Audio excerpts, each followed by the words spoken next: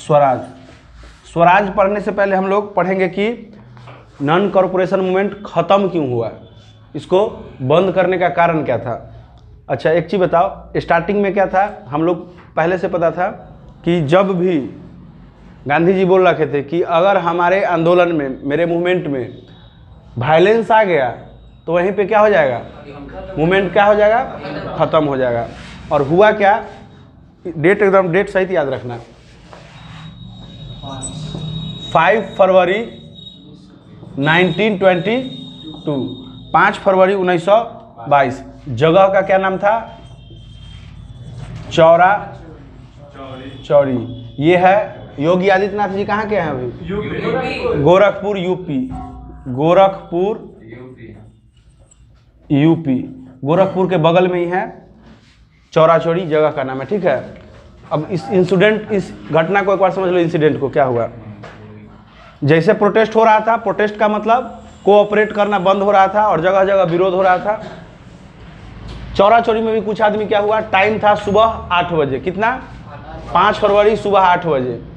वहाँ पे क्या हुआ, विरोध करने के लिए लोग सड़क पर उतरे। ठीक है, कहाँ पे, सड़क पे 100 आदमी के करीब विरोध करने के लिए सड़क पे उतरे। पुलिस वाले आए और वहाँ पे उन लोगों को पीट पाट के भगा दिए, पीट पाट के भगा दिए। जैसे ही पीटना, उस समय तो भीड़ क्या हो गया खाली, 2 घंटा बाद लगभग 10 बजे दिन में ये फिर से भीड़ का इकट्ठा होना शुरू हो गया।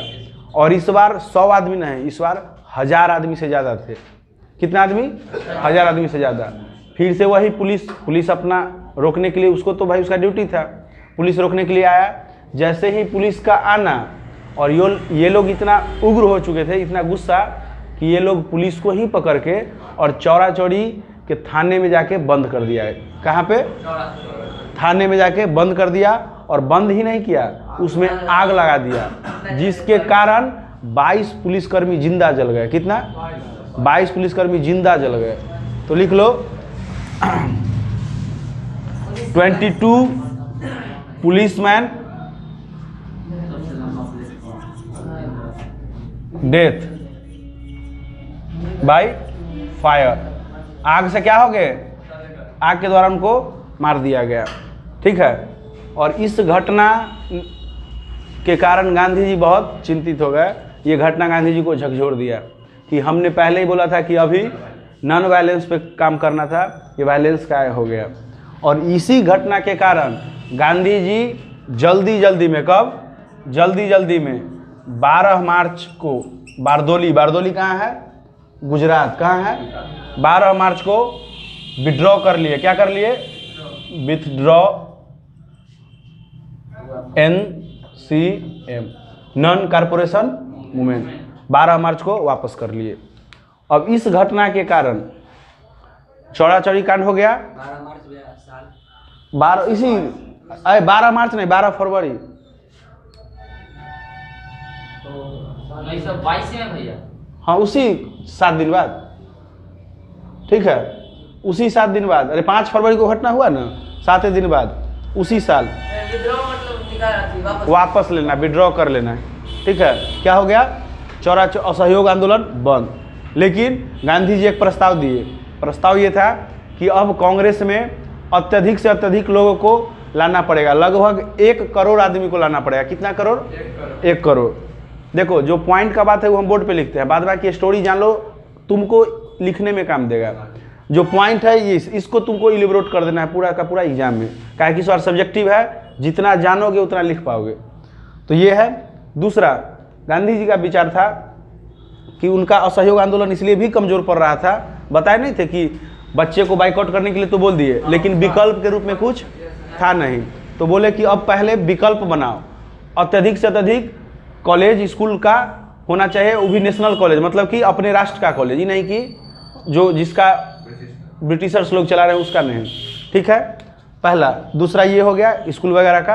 और बोले कि अत्यधिक से अत्यधिक खादी का बढ़ावा दो। किसका, खादी। और नियम निकाल दिए कि इंडियन नेशनल कांग्रेस कमेटी में, इंडियन नेशनल कांग्रेस के कमेटी में जितने भी मेंबर हैं सबको अनिवार्य कर दिया कि खादी ही पहनना पड़ेगा। क्या पहनना पड़ेगा, खादी पहनना पड़ेगा। दूसरा, हर आदमी को जो इसके मेंबर हैं एक दिन में कम से कम 2000 सूत, मतलब एक होता है थ्रेड टाइप का, उसमें 2000 अलग अलग सूत सबको तैयार करना होगा। किसके द्वारा? चरखा के द्वारा। और उस समय सिंबल भी बन गया था फ्रीडम का, चरखा। कौन लाए थे ये? गांधी जी, ताकि आगे जो कोई विरोध हो तो उसमें विकल्प के तौर पे कुछ रहे। ये किनका प्रस्ताव था? और उस समय इनको वापस कर लिया गया। इस वापस की घटना से कुछ नेता दुखी हो गए। क्या हो गए? कुछ नेता दुखी हो गए। दुखी क्या हो गए? उनका मानना था कि बार बार जब आदमी एक मतलब होता ही है कि अब होगा, जब उस तरह का मोटिवेट होता ही है कि ये अपना आंदोलन को पीछे खींच लेते हैं, गलत है, और उससे गुस्सा हो गए। जिसमें सबसे पहला 2 फेमस बताते, इसको डिलीट कर दें। कांग्रेस 2 खेमा में बट गया। किस खेमा में? 2 खेमा में। एक जो गांधी जी के पक्ष में था, दूसरा जो गांधी जी के विपक्ष में हो गया। जो विपक्ष में हुआ, अच्छा तुम लोग को ऐसा लग रहा होगा कि गरम दल के आदमी होगा, ऐसा कुछ नहीं था। देखो कौन थे। पहला CR दास, इनका नाम था चित्तरंजन दास, नाम लिख लेना। CR दास का मतलब पूछेगा कि चित्तरंजन दास कौन थे, तो सुभाष चंद्र बोस के राजनीतिक पॉलिटिकल गुरु थे। कौन गुरु थे? सुभाष चंद्र बोस के पॉलिटिकल गुरु थे, ठीक है, पॉलिटिकल टीचर, ठीक है, CR दास। दूसरा मोतीलाल नेहरू, इसी के साथ, हाँ, ये दोनों विपक्ष में थे कि जब जब आंदोलन अपने पीक पे आता है, जब जब आंदोलन पीक पे आता है कि गांधी जी विड्रॉ कर लेते हैं, और फिर आदमी शांत, तो क्या होगा? ऐसे में हम लोग प्रोटेस्ट करते रह जाएंगे साल दर साल, और ये क्या हो जाएगा? हमको आज़ादी मिलेगा ही नहीं। इस मोतीलाल नेहरू जवाहरलाल नेहरू के पिता, ठीक है, जवाहरलाल नेहरू के पिताजी थे। ये भी पेशे से वकील थे, जवाहरलाल नेहरू भी वकील थे। जवाहरलाल नेहरू क्या कर रहे थे? वो भी फ्रीडम में भाग लेगा। देखो ना, अभी 6 साल बाद ही उनका आ जाएगा रोल, 6 साल बाद। देखो अब ये दोनों मिलके एक पार्टी बनाए। ये दोनों मिलके क्या किए? पार्टी बनाए, जिसका नाम था स्वराज। कौन पार्टी? स्वराज पार्टी। इसका स्थापना 1923 में कर दिए। कौन किए थे? चेयरमैन कौन थे? चेयरमैन का मतलब अध्यक्ष, CR दास, चित्तरंजन दास, ठीक है। ये लोग गांधी जी के इस डिसीजन से क्या थे? विरोध में थे। कौन से डिसीजन? जो LCM को वापस ले लिए थे, इसलिए एक अलग बनाया स्वराज। स्वराज का मतलब क्या होता है? स्वयं से शासन करना, उसको बोलते हैं स्वशासन। मतलब अपने ही राज्य के लोगों के द्वारा जो शासित है उसको स्वराज। कि हमको, अच्छा एक अभी भी सुन लो, यहाँ पे जो स्वराज था, यहाँ इसका मतलब दूसरा था। इसका मतलब ये था कि हमको डोमिनियन स्टेट ही कम से कम दे दो। डोमिनियन स्टेट पता है क्या होता है? डोमिनियन स्टेट का मतलब होता है कि आप अपने अनुसार शासन चलाइए, लेकिन कुछ मेन डिसीजन जो होगा वो हम लेंगे, वो होता है डोमिनियन स्टेट। और ये लोग का कह रहा था कि आप डोमिनियन स्टेट दे दीजिए, ठीक है। सेकेंड कंडीशन क्या हुआ था? स्वराज मतलब यही लोग कि हमको डोमिनियन दे दीजिए ताकि हम कुछ निर्णय लें जो मेन में, जैसे विदेश नीति हो गया, डिफेंस, ये सब आप संभालिए, बाद बाकी तो हमको करने दीजिए। इकोनॉमिकली क्या है, किसको क्या चाहिए, ये सब हमको संभालने दीजिए। उस टाइम में 101 सीट पर इलेक्शन भी हुआ। कितना सीट पर? और जिसमें से 42 पर इनको जीत भी हासिल हुआ। कितना सीट पर? 42 सीट पर इनको जीत भी मिला था पार्टी का। लेकिन पूरा लोग इनके समर्थन में थे, कुछ गांधी जी के अभी भी समर्थन में थे, जिससे डॉक्टर राजेंद्र प्रसाद हो गया, डॉक्टर अंसारी हो गया, ये सब टाइप के जो थे वो गांधी जी के ही समर्थन में थे। तो जब भी अब ग्रुप में बटा हुआ है तो आज़ादी मिल पाएगा क्या? नहीं। तो यहाँ पे स्वराज में भी सफलता नहीं मिला। कुछ घटना जो बस 2 मिनट में समझ लो, सिलेबस में इसका डायरेक्ट एग्जाम में क्वेश्चन नहीं पूछता है, बीच में है। 1923 में ये हुआ, 1925 में हुआ काकोरी कांड। कौन सा कांड? काकोरी कांड। काकोरी कांड कौन किए? काकोरी कांड के जो मेन थे वो 4 आदमी थे, और उसके हेड तो थे राम प्रसाद बिस्मिल। कौन थे? राम प्रसाद बिस्मिल। उसके बाद अशफाकुल्ला खान, रोशन सिंह लाहिरी, और भी एक आदमी थे, क्या तो नाम था, नाम मिस कर रहे हैं, हाँ, और इसमें सबसे नहीं, भगत सिंह नहीं थे। उसके बाद उस सब का जो साजिश करता था वो एक था चंद्रशेखर आज़ाद। चंद्रशेखर आज़ाद का पूरा नाम क्या है? सीताराम तिवारी। चंद्रशेखर सीताराम तिवारी कहाँ के थे? कोई बताएगा? मध्य प्रदेश के थे। हुआ क्या समझो, इन लोगों का प्लान था, हम बता रहे, एक बार बताए थे ना कि बीच में एक और दल था जिसको क्रांतिकारी दल बोलते हैं।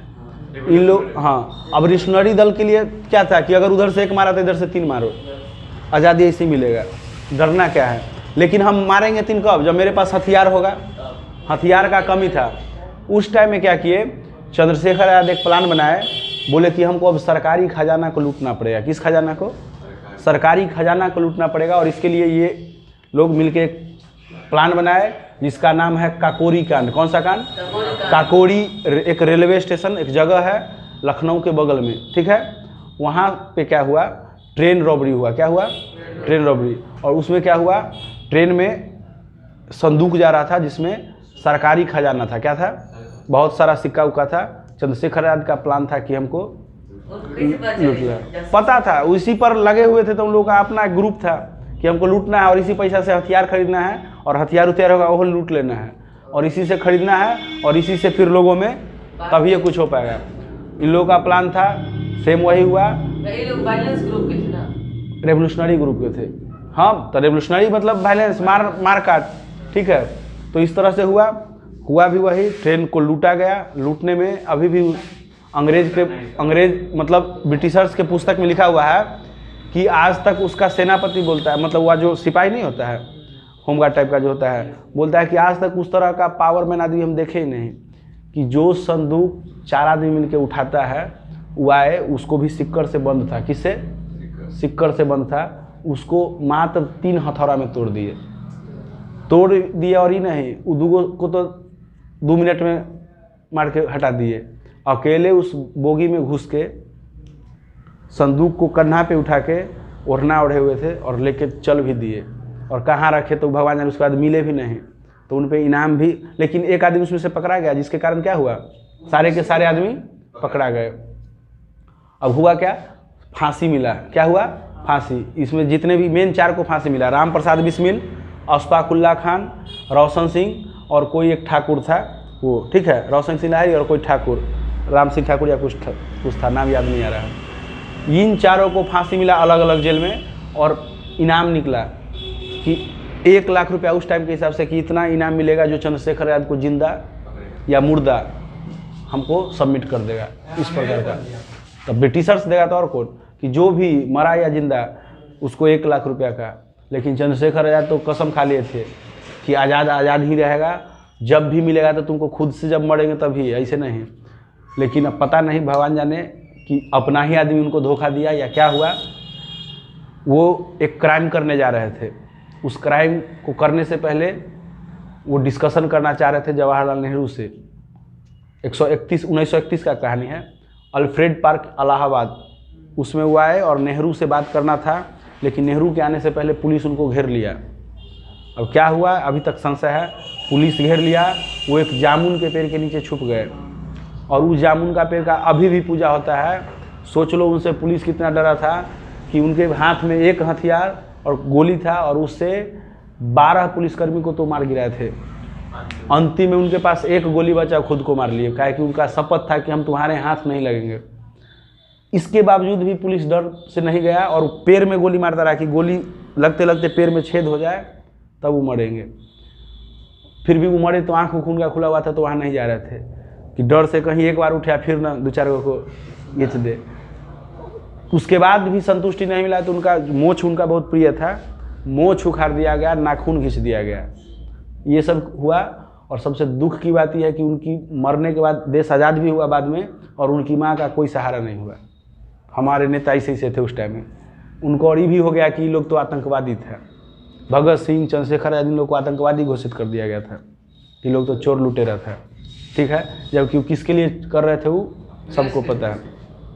खैर अब इज्जत मिल रहा है, ऐसा नहीं है। भगत सिंह का अभी भी पंजाब में सुना होगा क्या हुआ है, ठीक है। लेकिन चंद्रशेखर आज़ाद को उतना इज्जत नहीं मिला जितना भगत सिंह वगैरह को मिल रहा है। चंद्रशेखर आज़ाद दोनों एक के पार्टी से थे। लेकिन भैया मुर्दा में पकड़ा गए थे ना, हाँ, अंग्रेज बना तो। अंग्रेज अरे नहीं मर गए थे, जब उनके खुद को मरता कोई विकल्प था? अब एक तरफ से पूरा घेर लिया तो थोड़े बच जाएंगे। लास्ट तो मिल गया हमें अंग्रेज को। तो मिला नहीं, वो तो मर गया। फिल्म साउथ का थोड़े ना है कि कुछ भी हो सकता है, स्पाइडर बनाएगा बचा के निकाल देगा। हाँ, ठीक है।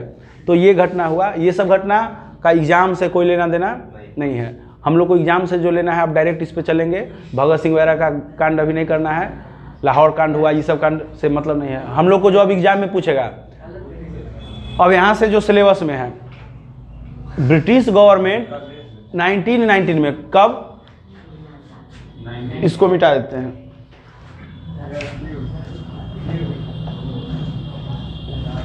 ब्रिटिश गवर्नमेंट 1919 में एक्ट लाया जिसको बोलते हैं GOI। इसका फुल फॉर्म होता है गवर्नमेंट ऑफ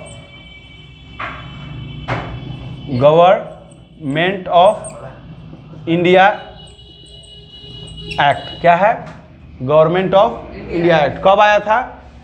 1919 में। इसमें देखो क्या हुआ था गवर्नमेंट ऑफ इंडिया एक्ट में। इससे पहले भी बहुत सारा रिफॉर्म आया था, एक्ट आया था। 1909 में आया था, फिर 1919 में। बताए तो थे ना कि ब्रिटिशर्स का रूल एंड डिवाइड पॉलिसी था। 1909 में पहले क्या किया, 1905 में पहले हिंदू मुस्लिम को डिवाइड कर दिया, पार्टीशन ऑफ बंगाल। 1909 में सिर्फ डिवाइड ही नहीं किया, ये भी बोल दिया कि मुस्लिम का चुनाव मुस्लिम करेगा, हिंदू का चुनाव हिंदू, यानी फुल्ली डिवाइड हो गया। 1919 में सिर्फ वहीं नहीं रुका, और भी जाति को ले लिया। बोला कि इसको पार्ट पार्ट तोड़ दो। बोला कि सिख का चुनाव सिख करेगा, छोटी जाति का चुनाव छोटी जाति, इस प्रकार से कर दिया। यानी इंडियंस को अलग अलग तोड़ दिया, कूट कूट के भर दिया कि भाई जातिवाद से लेकर सिख मुस्लिम सब कर दिया। और तो और ये बोला कि ये 10 साल के बाद फिर रिव्यू होगा। अगर हम सब लोगों से पूछेंगे, अगर ये ठीक लगा तो 10 साल के बाद फिर इसको बढ़ाएंगे। ठीक है। ये एक्ट कब आया था? उस टाइम में यहाँ के वायसराय थे चैम्सफोर्ड। कौन थे? और सचिव थे मॉन्टेग्यू। कौन थे? मॉन्टेग्यू चैम्सफोर्ड थे। घर से फोन आ रहा है। समझ में आ गया? तो गवर्नमेंट ऑफ इंडिया एक्ट, इसको 10 साल के बाद क्या करना था? रिव्यू। हुआ क्या? ब्रिटिश में 1927 में, कब? 1927 ब्रिटिश में एक आयोग बना, कमीशन बना। ठीक है। उसको बोलते हैं इंडियन स्टैट्यूटरी कमीशन। क्या बोलते हैं? इंडियन स्टैट्यूटरी क्या है? कमीशन। ठीक है। इस कमीशन का क्या काम था? बताए थे ना कि अभी रिव्यू लेना लोगों से कि हम जो एक्ट लाए हैं वो बढ़िया है या खराब। ये रिव्यू लेना किसका था? इसका काम था। इसके जो हेड थे, क्या थे? हेड। इनका नाम था सर जॉन साइमन। क्या नाम था? Sir John Simon. इसलिए इस कमीशन का नाम हो गया साइमन कमीशन। क्या नाम? Simon commission. एक और चीज पूछ सकता है, साइमन कमीशन का दूसरा नाम, इसी का दूसरा नाम है व्हाइट कमीशन। कौन सा नाम? White commission. ठीक है। यहाँ double S I white commission. तो पूछेगा साइमन कमीशन का दूसरा नाम क्या है? इसका फॉर्मेशन कब हुआ? 1927 में। इसी के नाम लगा था साइमन गो बैक। 1927 में हुआ था। इसको भेजा गया कि जाओ हम जो नियम बनाए 1919 में वो कैसा है उसका रिव्यू लेना है। अब देखो दिक्कत क्या हुआ। 1927 में बना, इंडिया कब पहुंचा? तो इंडिया पहुंचा 3 फरवरी 1928 1928 3 फरवरी 1928 को इंडिया पहुंचा और ये अपना फंक्शन मतलब अपना वर्क शुरू कर दिया। लोग इसका विरोध करने लगले, बोलो का है। और इसका नाम व्हाइट कमीशन का है पड़ा, वो भी समझ लो। मान लो तुम हमको कुछ दिया तो रिव्यू तुम हमसे न लेगा। इंडियंस को रिव्यू मतलब इंडियंस को क्या हुआ? कुछ मिला। गवर्नमेंट ऑफ इंडिया एक्ट जो आया इंडियंस के लिए आया, जो इंडिया में थे, तो उसका रिव्यू इंडियंस न लेगा। सारा का सारा इस जो कमिटी में था वो ब्रिटिशर्स था। क्या था? तो इसलिए इसका नाम हो गया व्हाइट कमीशन। क्या कि सारा का सारा लोग गोरा था, क्या था, मतलब ब्रिटिशर्स लोग था, तो इसको गोरा गोरा बोलता था, गोरा लोग, गोरे लोग, तो इसलिए इसका नाम क्या पड़ गया। तो इसमें 7 आदमी थे, तो साइमन कमीशन में कितने मेंबर थे, और सातों के साथ क्या थे, व्हाइट कमीशन। इस व्हाइट नहीं, सातों के साथ ब्रिटिशर्स थे, व्हाइट तो थे ही, ब्रिटिशर्स थे, क्या थे, इसलिए इसका नाम था व्हाइट। और इसलिए इसको जगह जगह पे विरोध किया गया, हर जगह, और इसलिए इसी में नारा लगा था Simon go back, Simon go back. एक इसमें भी इंसिडेंट हुआ था 1928 में, क्या हुआ, अंत में लगभग दिसंबर वगैरह में लाहौर में लाला लाजपत राय इसका विरोध कर दिए, नवंबर में ही विरोध किए, लगभग अक्टूबर से विरोध शुरू हो गया था लाहौर में। कहाँ पे, कौन थे हेड, लाला लाजपत राय, विरोध किए, उनके नीचे थे भगत सिंह वगैरह, वो भी थे। वहाँ पे हेड जो था नाम था सैंडर्स, क्या नाम था, सैंडर्स। सैंडर्स पीटने का आदेश दिया कि पीटो, ये विरोध कर रहा है। लाठी से उनको पीटा गया, और तो और उनको इतना पीटा गया कि 28वें दिन उनका मृत्यु हो गया उस मार से, ठीक है।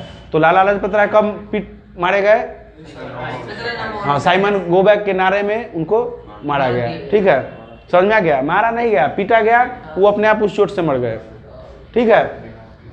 तो अच्छा, एक और चीज यहाँ पे एक पॉइंट और होगा, 1928 में आया था साइमन कमीशन, हाँ 3 फरवरी 1928 में Lala Lajpat Rai, Simon commission, Simon commission reach India या came in India and work, हाँ व्हाइट कमीशन सेम है, and work function start, work करना स्टार्ट कर दिया था, एंड वर्क फंक्शन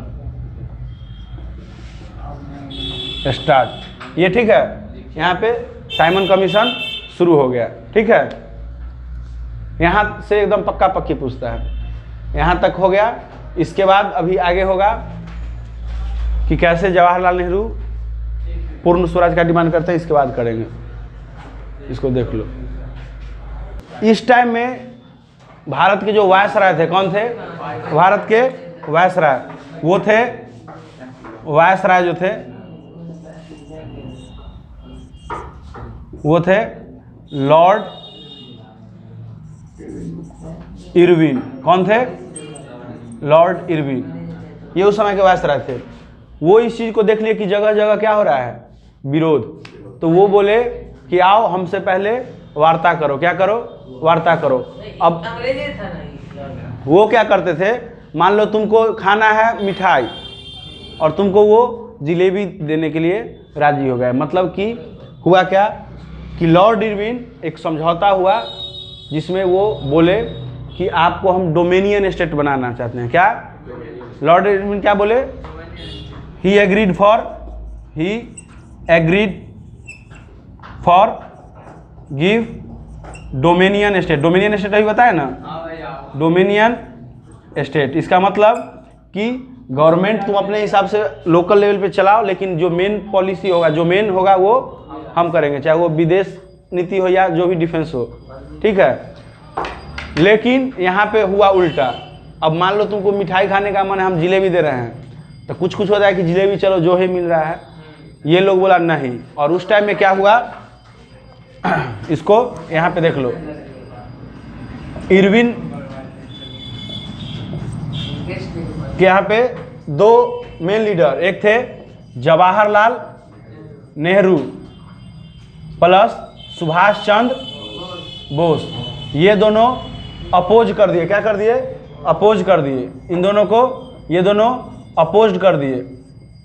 अपोज किसका अपोज किए, डोमिनियन स्टेट का, ठीक है। और मांग क्या किए, मांग कर दिए पूर्ण स्वराज। क्या मांग कर दिए, अब बोलो ये दोनों पूर्ण स्वराज का मांग का है कि, दिमाग लगाओ, याद करो स्वराज कौन कौन मिलकर बनाए थे, चित्तरंजन दास, और चित्तरंजन दास किसके गुरु थे, कहाँ गया, यहाँ पे सुभाष चंद्र बोस। जवाहरलाल नेहरू किनके पुत्र थे, तो उन दोनों के डिमांड को पूरा करने के लिए उन लोगों का मांग था स्वराज। स्वराज का मतलब डोमिनियन स्टेट, जो देने के लिए तैयार भी हो गए।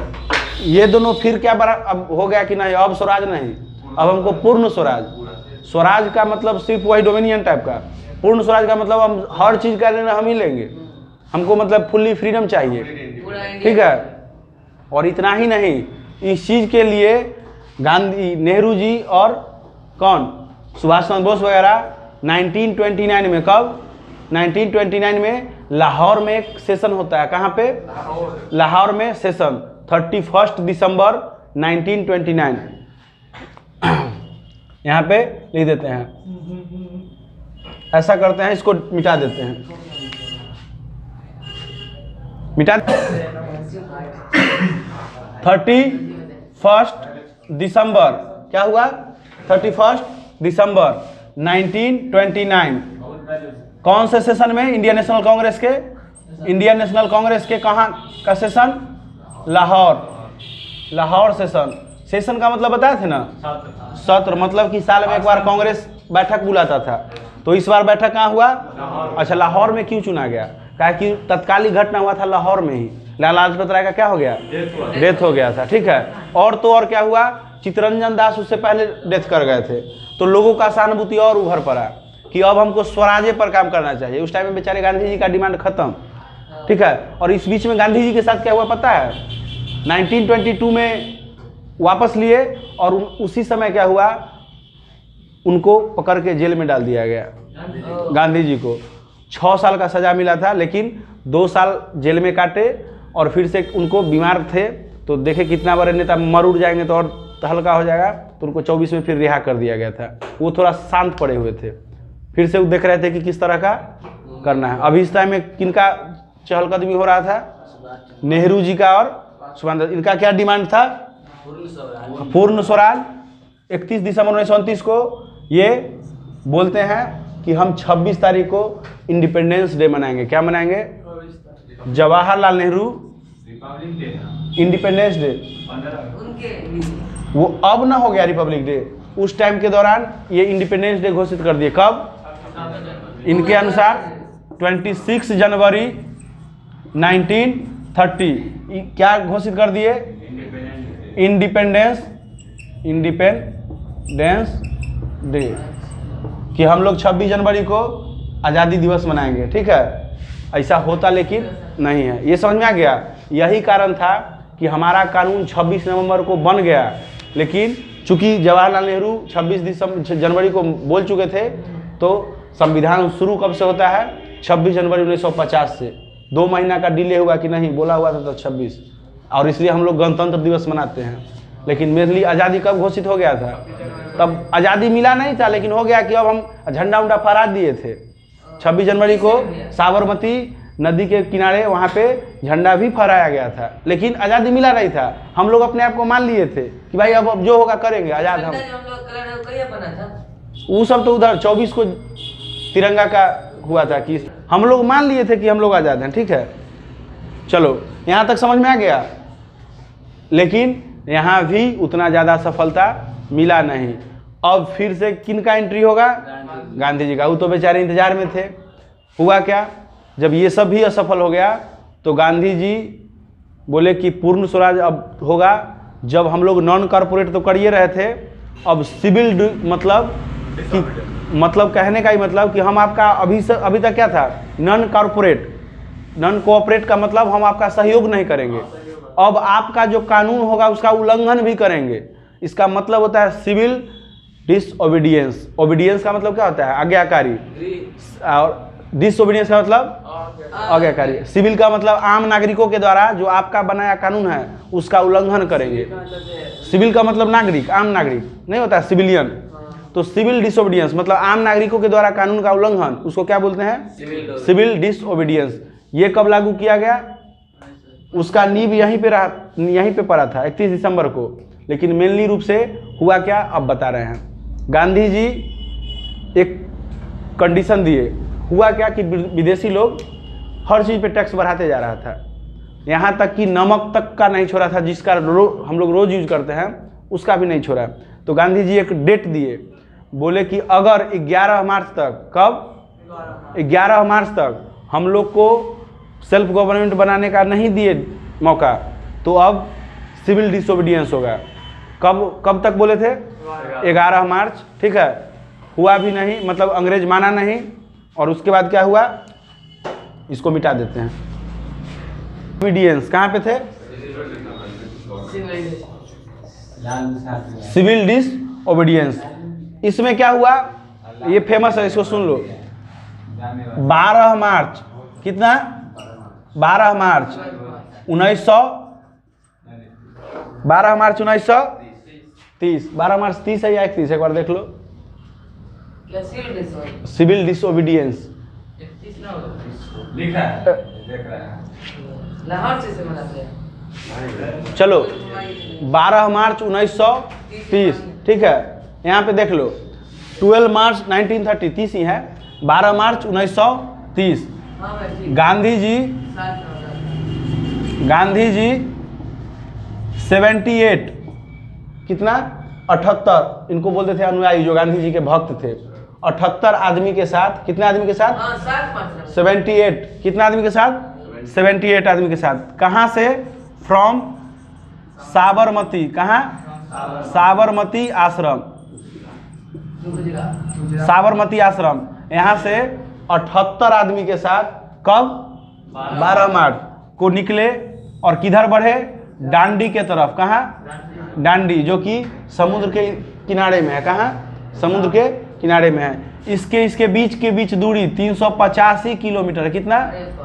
385। तुम्हारे बुक में दिया होगा 240 माइल्स। कितना? तो देखना, जिसमें पूछ दे किलोमीटर में कितना? 385, माइल में बोले तो 240। इतना किलोमीटर तक पैदल चल के, और कब पहुंचे थे? 6 अप्रैल को। कब?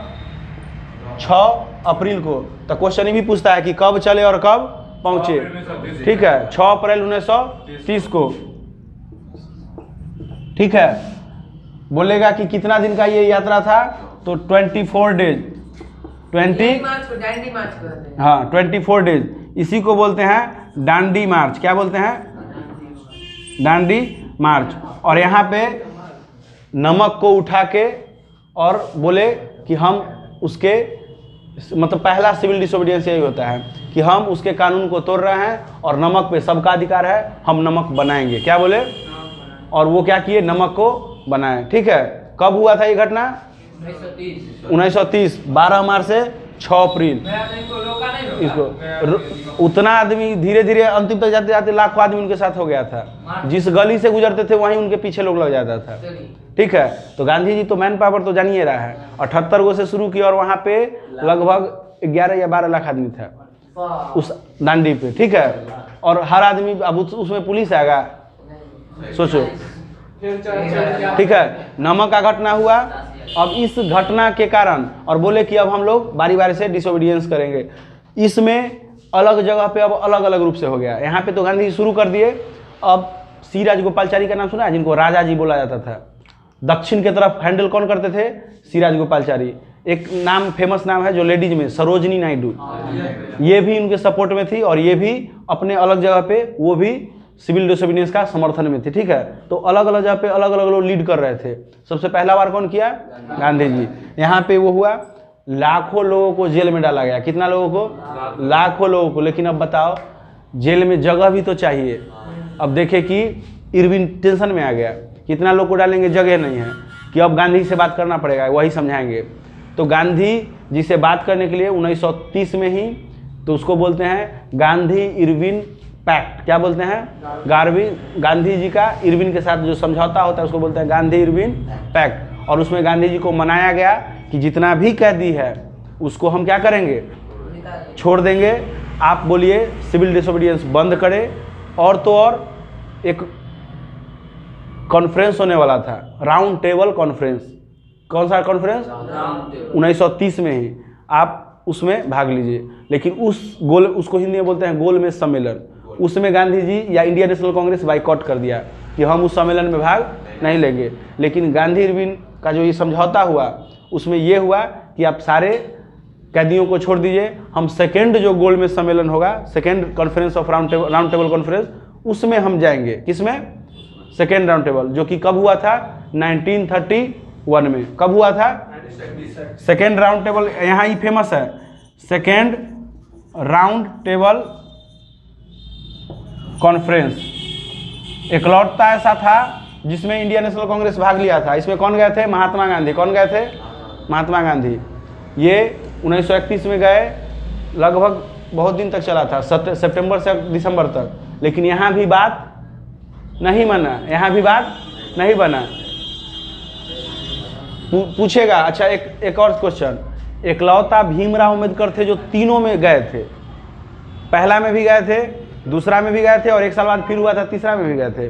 उनका उस समय अलग अलग चल रहा था, ठीक है, उनका एक अलग डिमांड था। वो शुरू से ही थे कि मतलब हम पिछड़ों को आगे लाओ, जो अंग्रेज चाह रहा था वो मान लिए थे। और तो और छोड़ो, उधर का स्टोरी अभी नहीं, ठीक है, यहाँ तक समझ में आ गया। सेकेंड राउंड टेबल कॉन्फ्रेंस कब हुआ? 1931, ठीक है। कब से कब? सितंबर से नवंबर तक चला था। डेट याद नहीं है, डेट पूछेगा भी नहीं, ठीक है। लेकिन ये भी क्या हो गया? असफल रहा। जब गांधी जी वहां से लौटे, कहां से? ये कहां पे हुआ था? इंग्लैंड में हुआ था। कहां हुआ था? इंग्लैंड में, ठीक है। इसको बोलते हैं गोलमेज सम्मेलन। क्या बोलते हैं? वहां से लौटा तो उनको बताया गया, मतलब उनको यहाँ पे आके पता चला कि बेकार हो गया, कोई काम का हुआ नहीं, जो मांग था वो भी पूरा नहीं हुआ, प्लस में और भी समय को बर्बादी कर दिया। तो ये लोग फिर प्रतिज्ञा लेके अब तीसरा होगा, उसमें तो जाना ही नहीं है, और बोले कि अब फिर से सिविल डिसोबीडियंस क्या होगा? एक तो सिविल डिसोबीडियंस बंद हो गया, तो लोग अपना बात को इधर उधर करके छोड़ दिया। गांधी जी फिर से कसम खाए कि फिर से सिविल डिसोबीडियंस शुरू करेंगे, जो कि कब तक चला? 1934 तक, ठीक है। लेकिन वो भी फेलियर हो गया। तो यहाँ पे हम लोग थे। अब इसके बाद डायरेक्ट हम लोग पढ़ेंगे कि अब इसके बाद इंपॉर्टेंट टॉपिक है, और वो कल लास्ट हो जाएगा नेक्स्ट क्लास में। सिविल डिसोबीडियंस में अलग अलग लोगों का कितना सहयोग था, रिचेस्ट पीजेंट का क्या है, पुअर पीजेंट का क्या था, बिजनेस क्लास आदमी का क्या था, इंडस्ट्रियल क्लास का क्या था, और ओमैन का क्या था। क्वेश्चन यहाँ से ज़्यादा पूछता है कि सिविल डिसोबीडियंस में महिला का क्या योगदान था, ठीक है, ओमेन का, ठीक है। और पूना पैक्ट किया था 1932 में। ये सब करके ख़त्म हो जाएगा, ठीक है। तो उम्मीद है कि कल था। डिसोबीडियंस मूवमेंट नॉर्थ वेस्ट के तरफ कौन चलाया था? नॉर्थ वेस्ट के तरफ। यहाँ से बहुत क्वेश्चन 2 नंबर का पूछ सकता है, बहुत बार पूछा है। तो उनका नाम था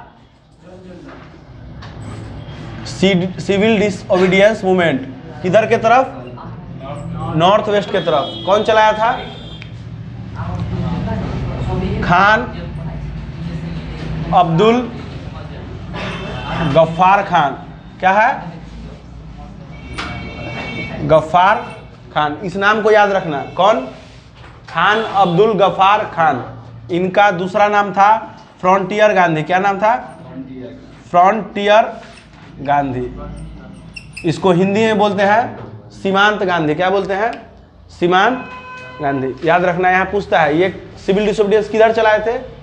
नॉर्थ वेस्ट, मेनली पेशावर के तरफ। पाकिस्तान में आज पड़ता है, ये पेशावर की तरफ चलाए थे, ठीक है।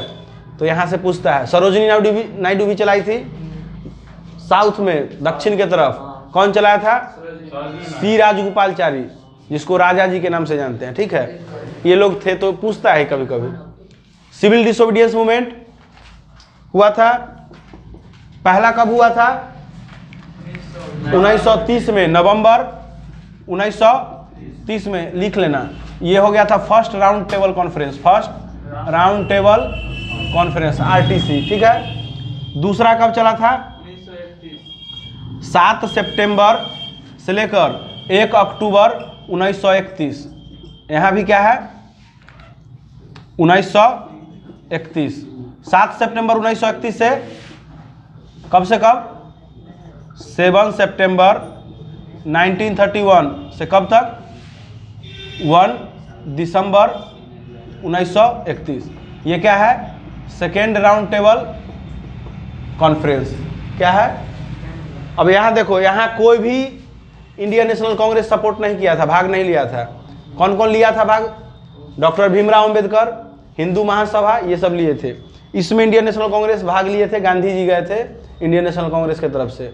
तीसरा का फिर क्या हुआ, बाइकआउट हो गया था। थर्ड राउंड टेबल जो हुआ था 32 में, उसका क्या हुआ, बाइकआउट हो गया था, बाइकआउट हो गया था। थर्ड का फिर से बाइकआउट। सिर्फ इंडियन नेशनल कांग्रेस किस में गए थे, सेकेंड वाले में। ठीक है, पूछता है कि इसी के उपलक्ष्य में ये सेकेंड में जाने से पहले एक एक्ट हुआ था, क्या हुआ था, एक्ट, जिसको बोलते हैं Irwin, Gandhi Irwin act, Gandhi Irwin act. ये कब हुआ था, 5 मार्च 1931। थर्ड राउंड टेबल हुआ था 32 में। ठीक है, 1931, 5 मार्च 1931 में हुआ था इरविन गांधी एक्ट, जिसके बाद गांधी जी गए थे second RTC, round table conference. क्या है, लिख लो, राउंड टेबल कॉन्फ्रेंस, गोलमेज सम्मेलन इसको हिंदी में बोलते हैं, राउंड टेबल कॉन्फ्रेंस। तुम लोग एकदम याद रखना।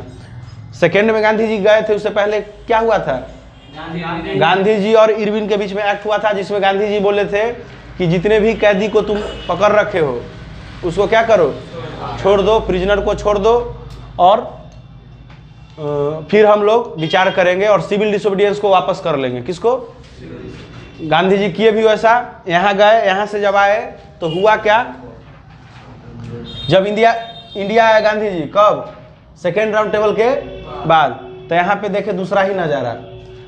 यहाँ पे क्या हो रखा था कि ब्रिटिशर्स जो है, कौन, ब्रिटिशर्स, इंडियन नेशनल कांग्रेस को इलीगल ऑर्गेनाइजेशन घोषित कर दिया। क्या घोषित कर दिया कि इलीगल है। गांधी जी को टेंशन आ गया। दूसरा, फिर से जो कैदी को छोड़ा गया था, बहुत सारे कैदी को क्या कर लिया गया, जेल में डाल दिया गया। गांधी जी आए, गुस्साए, और फिर से क्या कर दिए, सीडीएम शुरू कर दिए, सिविल डिसोबीडियंस मूवमेंट, जो कि 1934 तक, कब तक चला, 1934 तक। तो ये नहीं पूछा कब तक चला, लेकिन ये डेट याद कर लो। ठीक है, यहाँ से ये डेट, एक्ट कब हुआ था, गांधी इरविन का 5 मार्च 1931 को। इसमें क्या बोला गया था, गांधी जी की तरफ से क्या प्रस्ताव था, इसमें प्रस्ताव था कि प्रिजनर को, हाँ, प्रिजनर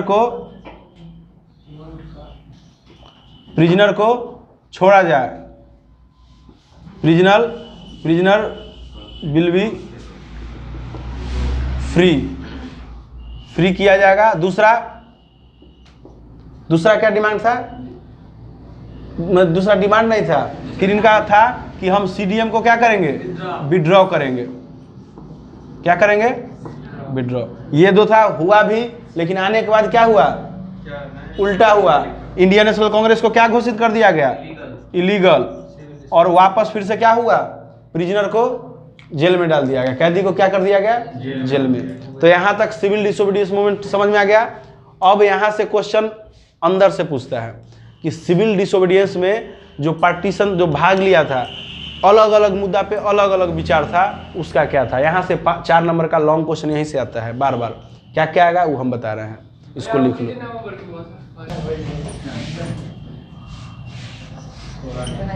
पार्टिसिपेंट्स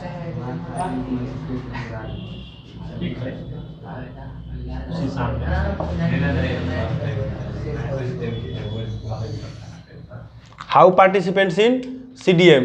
पार्टिसिपेंट का मतलब जो सीडीएम, जो इस आंदोलन में भाग लिया था, उसको क्या बोलते हैं, हाँ, वो कहाँ का था, किस तरह का ज्यादा आदमी था। सबसे पहले 2 वर्गों का आदमी था,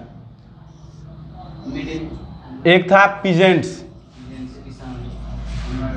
मेनली, और भी आदमी थे जिसका ज्यादा देखा जा रहा था, और उस समय में जो बार बार पूछता है, यहाँ से पूछता है, और एक है बिजनेसमैन। क्या है, तो जवाहरलाल नेहरू तो बिजनेस में आते, उन लोगों का पेशा था। उन लोग मिडिल में उस टाइम के हिसाब से थे तो बहुत बड़े आदमी, लेकिन मिडिल में नहीं बोल सकते हैं।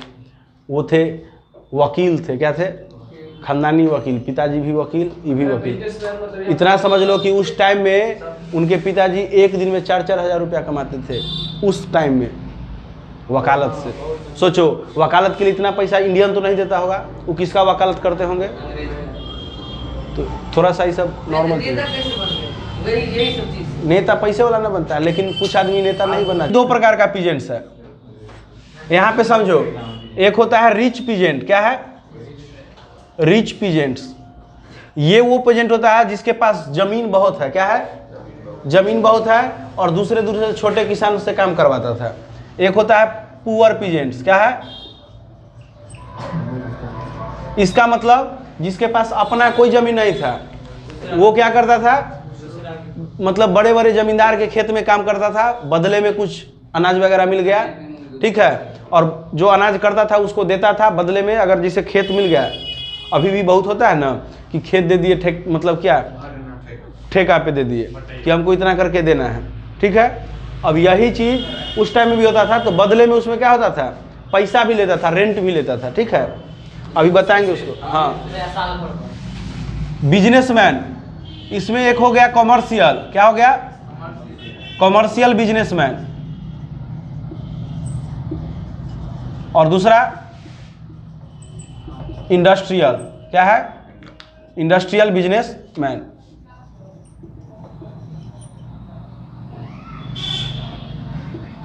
बिजनेसमैन, अब चारों का पढ़ना है एकदम, इसी 4 पॉइंट को याद रखना। पार्टिसिपेंट में कौन कौन था, पीजेंट और बिजनेसमैन, पीजेंट्स में रिच और पुअर, बिजनेसमैन में कॉमर्शियल और इंडस्ट्रियल। अब हम सबसे पहले किसका बात करेंगे, रिच पीजेंट्स। रिच पीजेंट्स में देखो, ये 4 नंबर का क्वेश्चन पूछेगा लॉन्ग में। रिच पीजेंट्स में देखो क्या हो गया, ये याद करने का तरीका है, तुम अपने ढंग से लिख देना, ठीक है। रिच पीजेंट में क्या हुआ सबसे पहले समझो, इसमें मेनली ज्यादातर लोग कौन आते थे, पट्टेदार, क्या है, पट्टेदार और जाट। जाट कहाँ का, मेनली यूपी का, पट्टेदार कहाँ का, गुजरात का, कुछ सिख वगैरह जो पंजाब के थे, ठीक है, और मद्रास में भी आते थे। तुमको भोसले परिवार से जो आते हैं, जिसको हम लोग बोलते हैं ना शिवाजी के जो, हाँ, मराठा लोग थे, ये सब जमींदार का क्या है, जमींदार कहलाते थे। तो ये मेनली थे रिच पीजेंट में, ठीक है। हुआ क्या, युद्ध हुआ, अब अनाज का क्या होगा, कमी, फूड का शॉर्टेज हो गया, क्या हो गया, फूड शॉर्टेज। फूड शॉर्टेज का मतलब कि उपजा में कमी, ठीक है, उपजा ही नहीं हुआ तो दाम तो बढ़ेगा ना, नहीं सुनता है कि प्याज का दाम बढ़ गया, यानी उपजा क्या हुआ, कम हुआ, तो फूड शॉर्टेज। उसके बाद युद्ध में हमेशा डिप्रेशन होता है, क्या होता है, तो ग्रेट डिप्रेशन आया, क्या आया, ग्रेट डिप्रेशन का मतलब क्या हुआ, एक तो युद्ध चल रहा था, युद्ध हुआ था उस समय, दूसरा 1929 के आसपास, 1929 के आसपास बहुत बड़ा अकाल आ गया था, क्या आया था, हाँ, अकाल आ गया, जिसके कारण इसे भी बहुत भोजन वोजन पे किल्लत होने लगा। अब ये अकाल से क्या हो गया, किसान का उपजा कम, फूड का शॉर्टेज, फूड का शॉर्टेज कम, तो इनकम का क्या होगा, इनकम का कमी आ जाएगा। इनकम तो कम हो रहा था, लेकिन ब्रिटिशर्स लोग इनसे रेवेन्यू क्या मांग कर रहे थे, ज़्यादा मांग रहे। रेवेन्यू का मतलब कर, रेवेन्यू क्या कर रहे थे, ज़्यादा मांग रहे थे, रेवेन्यू ज़्यादा हो रहा था, तो ये लोग क्या करेगा, अपोज करेगा कि नहीं करेगा, तो opposed by rich peasants, opposed by, ये पॉइंट याद रखना है, रिच पीजेंट्स, इस तरह से याद रखना। क्या हुआ, कहाँ का, पटीदार और जाट, यूपी का और गुजरात का जो बड़ा बड़ा किसान था। फूड का शॉर्टेज हुआ, क्यों हुआ, ग्रेट डिप्रेशन आ गया था, अकाल वगैरह। इनकम का क्या हो गया, शॉर्टेज, इनकम का शॉर्टेज, और रेवेन्यू का इंक्रीमेंट, और बढ़िए रहा था, जबकि इसको कम करना चाहिए था। बड़े किसान क्या कर दिए, अपोज शुरू कर दिए, ठीक है। रेवेन्यू का मतलब होता है कर, नहीं सुनता है टैक्स, तो रेवेन्यू का मतलब वही होता है। तो पहले लगान, जिसको हिंदी में बोलते हैं लगान, हाँ, तो वो रेवेन्यू ही होता है, ठीक है। पीजेंट में कौन आता है, पुअर में। इसमें क्या हुआ, ग्रेट डिप्रेशन आया, तो ऐसा क्या बताया, रिच जो था अपने से खेती करता था क्या, वो किससे खेती करवाता था, पुअर पीजेंट से। अब ग्रेट डिप्रेशन आया तो इसके लिए भी आएगा कि नहीं, तो ग्रेट डिप्रेशन आया, ग्रेट डिप्रेशन आया, इनकम का क्या हुआ, इनकम डिक्रीज हो गया, इनकम का क्या हो गया, डिक्रीज हो गया, ठीक है, इनकम डिक्रीज हो गया। लेकिन अब चूंकि इस पर रेवेन्यू क्या हो रहा था, इंक्रीज, तो इस पर क्या करेगा, रेवेन्यू इंक्रीज करेगा, रेवेन्यू का इंक्रीज, रेवेन्यू इंक्रीज किया तो किया। यहाँ पे जो छोटा किसान था वो विद्रोह पे उतर गया। किस पे उतर गया? विद्रोह पे। उसका क्या काम था, उसका क्या बोलना था कि रेंट नहीं देंगे। क्या कर नहीं देंगे?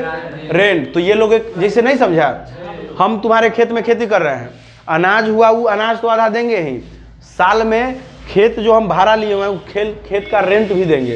पहले होता था, अब रेंट नहीं लगता है। अब सिर्फ क्या होता है कि हमको दो, जो हिस्सा होगा अनाज दे देना। पहले रेंट भी लगता था। तो ये लोग बोला आप अनाज ले लीजिए जितना हिस्सा हो रहा है, रेंट देने में सक्षम।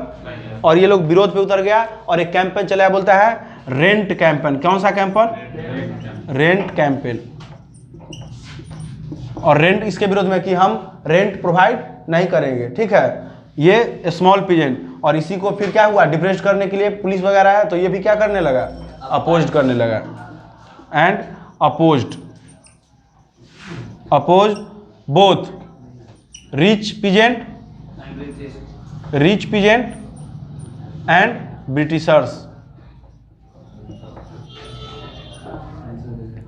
दोनों के खिलाफ ही उतर गया विद्रोह पे।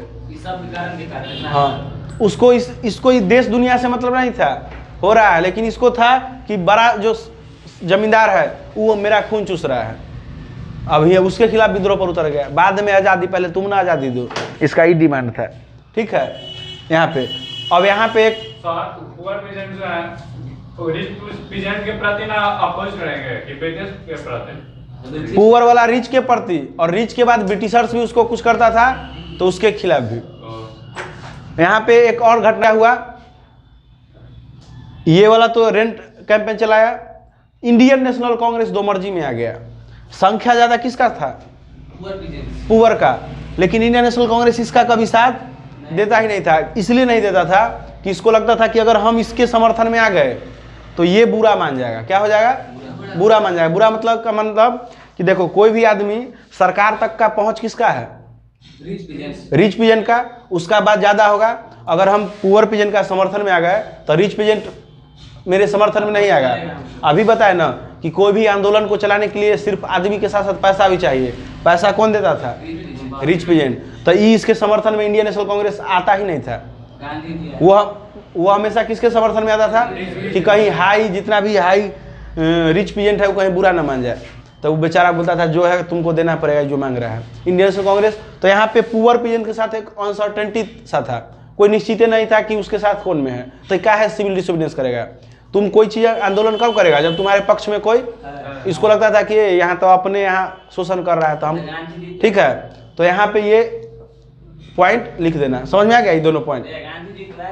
गांधी जी आए थे, वो भी इंडियन नेशनल कांग्रेस स्कूल के नहीं। गांधी जी के सिर्फ हाँ कहने से थोड़े ना हो जाएगा। आदमी लोग को लगता था, फिर गांधी जी के सामने होता था कि अगर वो बुरा मान जाएंगे तब नहीं होता। अभी भी गांव में उसको बुरा मान जाएगा, इस प्रकार का घटना होता था।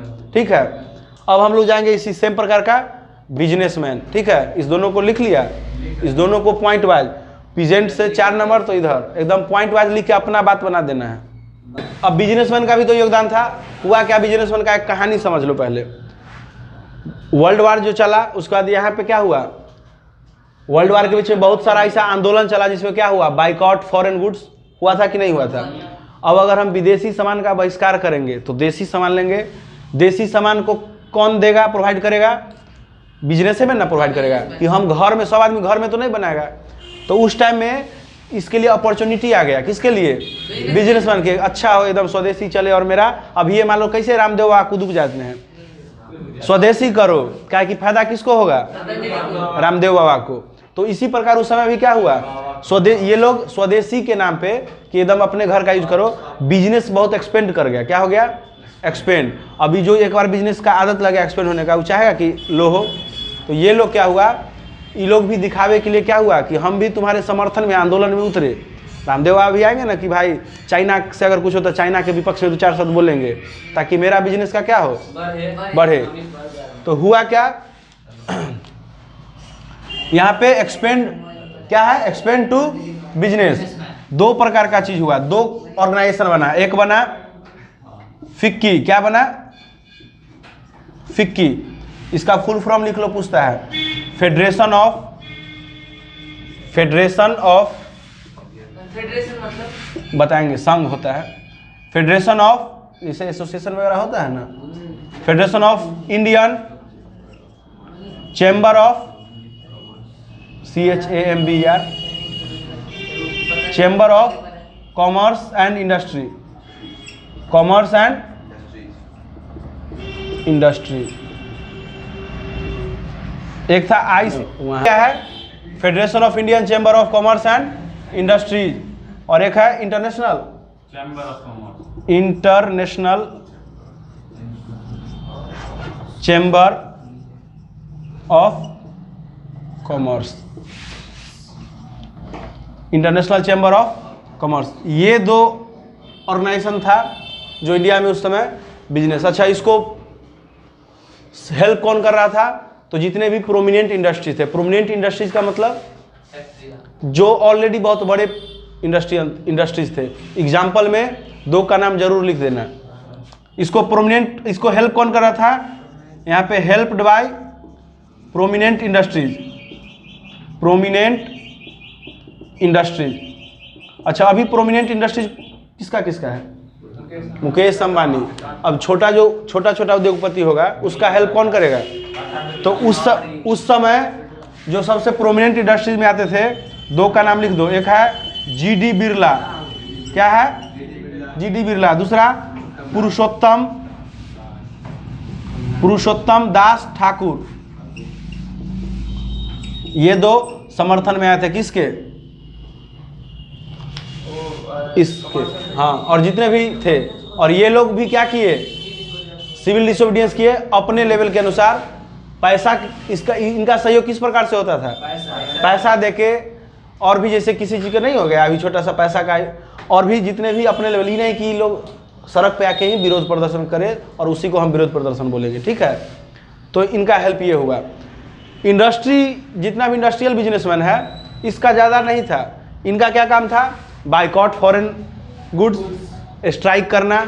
जितना भी वर्कशॉप वगैरह, रेलवे का हो गया, शिप का हो गया, इस सब वर्कशॉप का बाइकॉट करना। तो इसमें क्या करना है? इसका नॉट मतलब ये ज़्यादा एक्टिव नहीं थे, not more active in CDM,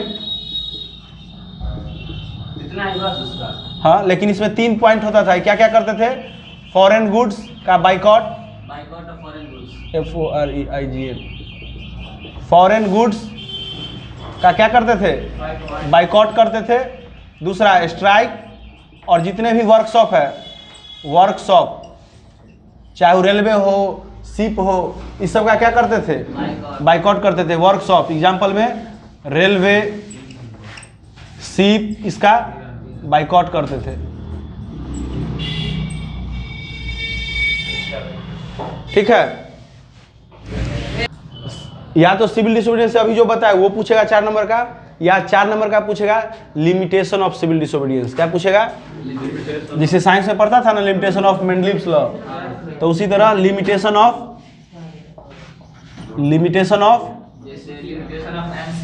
civil disobedience, ठीक है। मूवमेंट, CDM का क्या लिमिटेशन था? यानी क्या हुआ कि गड़बड़ा गया, ठीक है। लिमिटेशन का मतलब फेल कैसे कर गया। पहला पॉइंट लिख दो। पॉइंट और किस तरह से लिखना है कहानी समझो। अनटचेबिलिटी, अनटचेबिलिटी का मतलब क्या था? छुआछूत। क्या था? छुआछूत। इसमें क्या होता था समझो। जो छोटे कास्ट के आदमी थे उनको लगता था कि ब्रिटिशर्स से आज़ादी तो बाद में, पहले हायर कास्ट वाले आदमी से हमको आज़ादी लेना है। और ये CDM में उतना ज़्यादा एक्टिव नहीं थे। Not more active in CDM, not more active in CDM, ठीक है। सिविल डिसोबीडियंस में ज़्यादा एक्टिव नहीं थे। इनको क्या लगता था? ये ऑलरेडी ऑप्रेस्ड फील करते थे। किससे? They feel oppressed by from higher caste. ऊंची जाति से ये क्या होते थे? दबे दबे महसूस करते थे, ऑप्रेस्ड, ठीक है। यहीं पे क्या हुआ?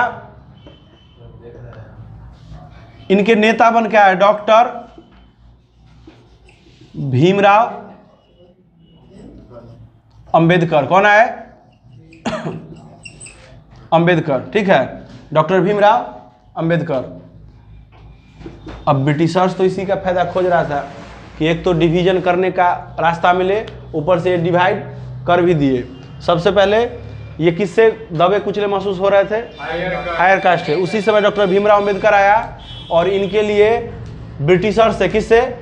ब्रिटिशर्स से अलग रिजर्व्ड सीट, क्या रिजर्व्ड सीट, हाँ, कि हमको अलग से सीट दीजिए, हम लोग का नेता अलग होगा, सब चीज़ का मतलब इसके लिए पढ़ने का अलग से, सब चीज़ इसका रिजर्व होना चाहिए।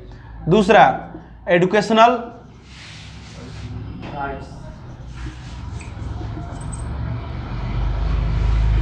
एजुकेशनल सोसाइटी प्रोवाइड किया जाए, ठीक है, इनको एजुकेशन दिया जाए, ठीक है, यहाँ पे समझ में आ गया। एक तो रिजर्व्ड सीट, ऊपर से एजुकेशन, यहाँ पे समझ में आ गया। ये लोग उतना कर नहीं रहे थे और इंडियन नेशनल कांग्रेस इसके सपोर्ट में नहीं आ रहे थे। क्यों? उनको डर था कि they lose the support of higher caste. क्या था? हाँ, Indian National Congress not support to lower caste because they are feared to lose support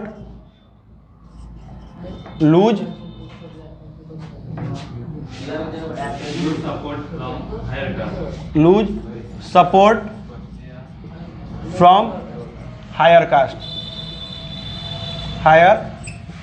कि ऊंची जाति से उनका सपोर्ट खत्म ना हो जाए। इस डर से इंडियन नेशनल कांग्रेस किसके सपोर्ट में नहीं आते थे? किसके सपोर्ट में नहीं आते थे? हाँ, इनका रिजर्व सीट। अच्छा, रिजर्व सीट का मतलब समझो क्या था? इनका दो चीज में रिजर्व सीट चाहिए था। एक प्रोविंस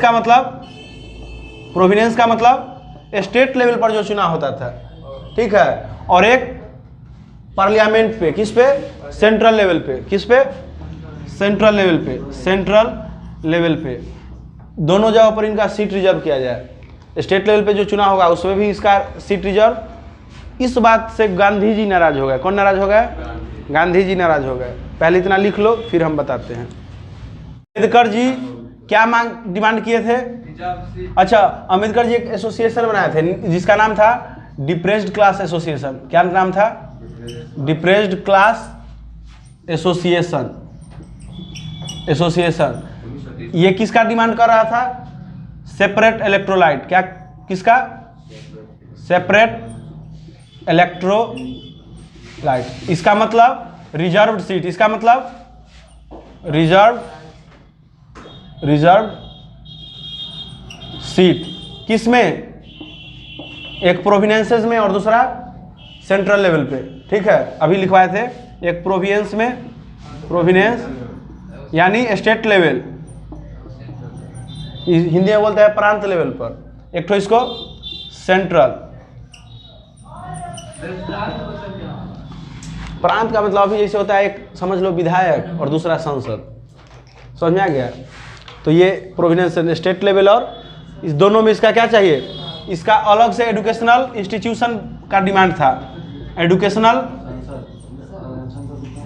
इंस्टीट्यूशन, ठीक है। यहीं पे कौन आ गए?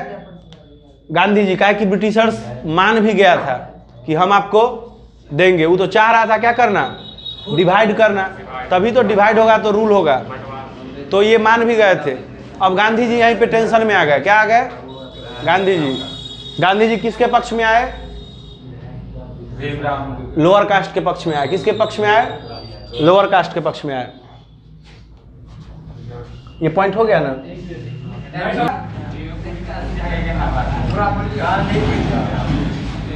इंटर कौन किए? गांधी जी इंटर किए। और ये बोले, एक लाइन भी बोले थे कि India never got Swaraj until they eliminate untouchability. क्या? अनटिल, जब तक कि वह छुआछूत को निकालेगा नहीं तब तक उसको क्या नहीं मिलेगा? आज़ादी नहीं, स्वराज नहीं मिल पाएगा। स्वराज के लिए तो लोअर कास्ट भी चाहिए। और जब तक, और बोल उन्हीं का था कि बोले भी कि जितने भी लोअर कास्ट है वो भी भगवान के ही बेटे हैं, सन ऑफ गॉड, और उन्हीं का नाम है हरिजन। क्या नाम था? हरिजन। तो हरिजन शब्द कौन बताए थे? हरिजन।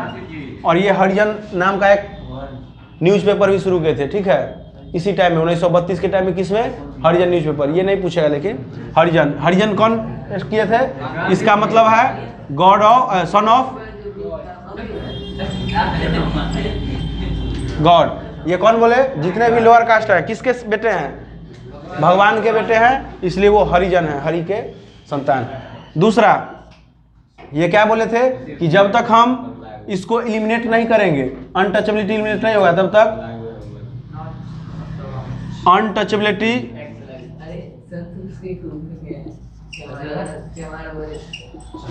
एलिमिनेट, देन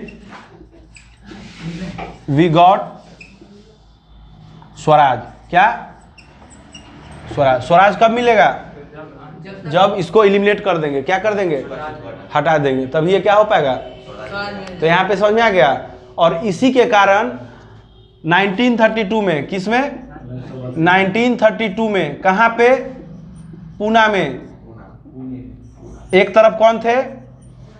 गांधी जी, और दूसरा तरफ कौन थे?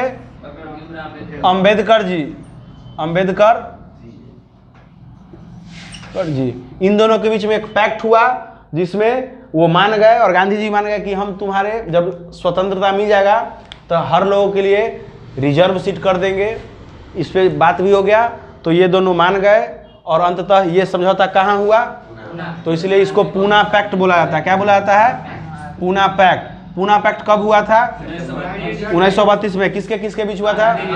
इसमें जो डिवाइड होने वाला था उसको क्या हुआ? बचा लिए। और इसमें ये हुआ कि जब स्वतंत्रता मिलेगा तो आपको स्पेशल सीट दिया जाएगा। ठीक है। कौन बताया? गांधी जी बताया। गांधी जी बताए। ठीक है, कभी कभी निकल जाता है कि गांधी जी बताया। ठीक है। अब यहाँ से अनटचेबिलिटी समझ में आ गया। सेकेंड पॉइंट है मुस्लिम। क्या है? मुस्लिम। मुस्लिम, मुस्लिम लीग का मतलब समझो। अच्छा, मुस्लिम लीग का बीज कब बोया गया था? पार्टीशन कब हुआ था? 1905 में। बंगाल का पार्टीशन कब हुआ था? 1905 में। 1905 में जो हुआ था उसी के जस्ट एक साल बाद 1906 में आगा खान, कौन? आगा, दो थे, एक आगा खान और एक सलीमुल्ला खान, बांग्लादेश के, अभी बांग्लादेश के थे उस टाइम के। आगा खान, आगा खान, ये किसके स्थापना किए थे?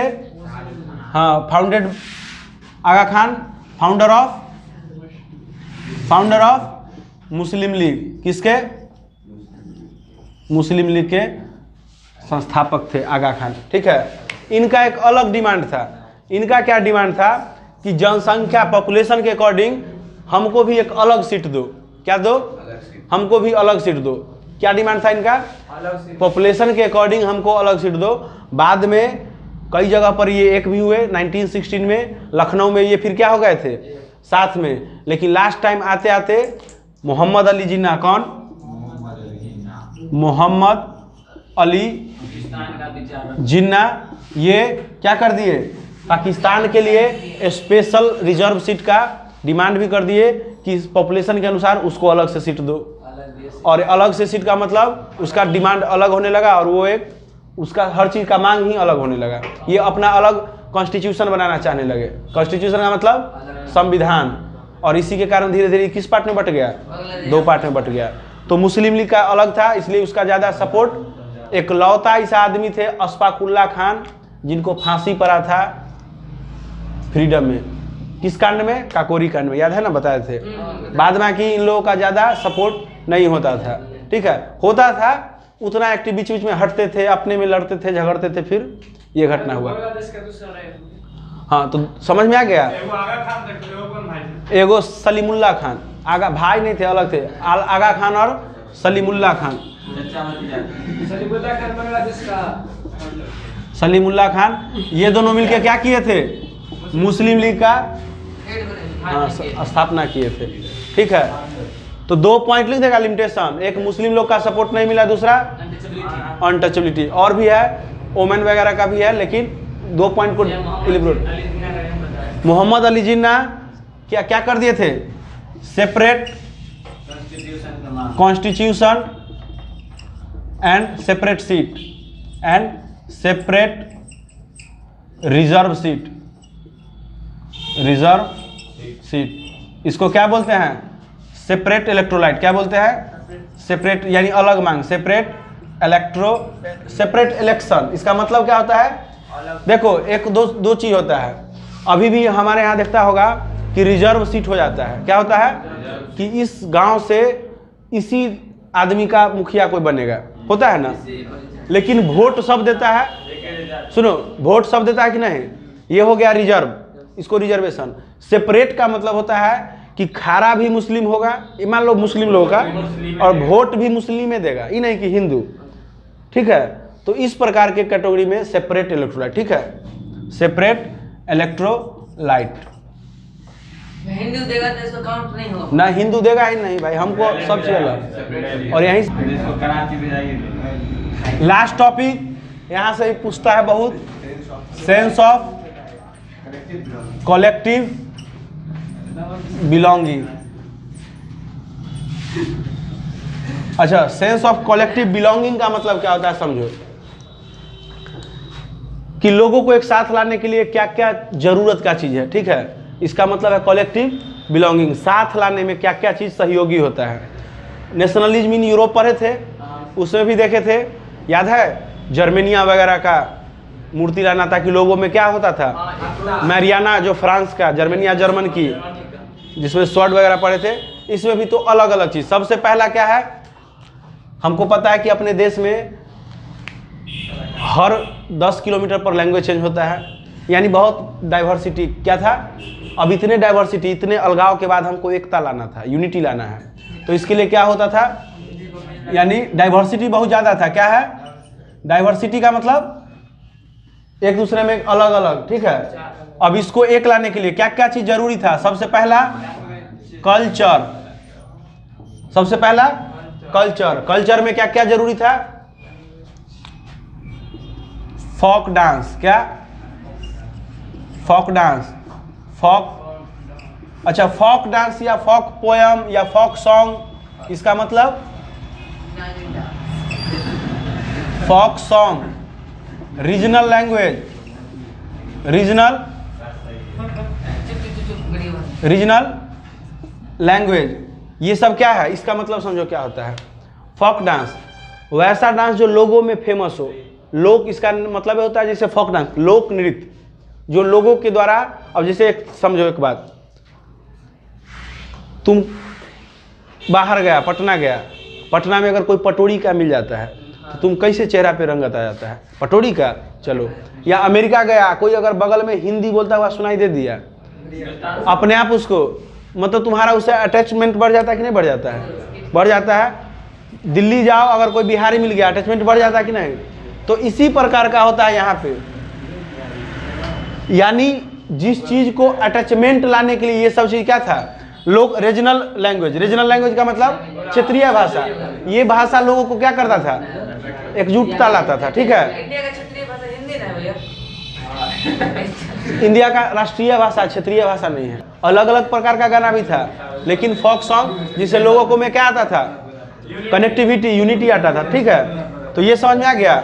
ये था कल्चर। सेकंड देखो, यहाँ पे देखो सेकंड में हम लोग का क्या है? फिगर, फिगर और प्रिंट जो भी है। याद है जर्मनिया में क्या था? जर्मनिया जर्मनी का था ना, जिसमें लेडीज वगैरह थी। मैरियाना कहाँ का था? फ्रांस का। इसमें देखे थे, इससे क्या होता था? उसको प्रतीक मिलता था कि एक बहादुर लेडी है और वो इसको रिप्रेजेंट कर। एक एलोगोरी था। क्या था? एलोगोरी का मतलब बताए थे ना, एक कल्पना जो रिप्रेजेंट करता है किसको? हाँ, एक स्टैचू था, एक ऑब्जेक्ट था जो किसी चीज को रिप्रेजेंट करता था। तो इंडिया में भी तो वही चाहिए।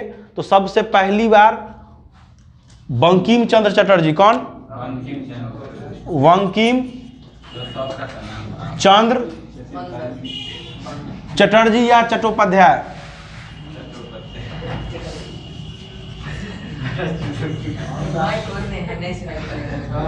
इनका समझो, ये बहुत फेमस आदमी थे, बोलो कैसे।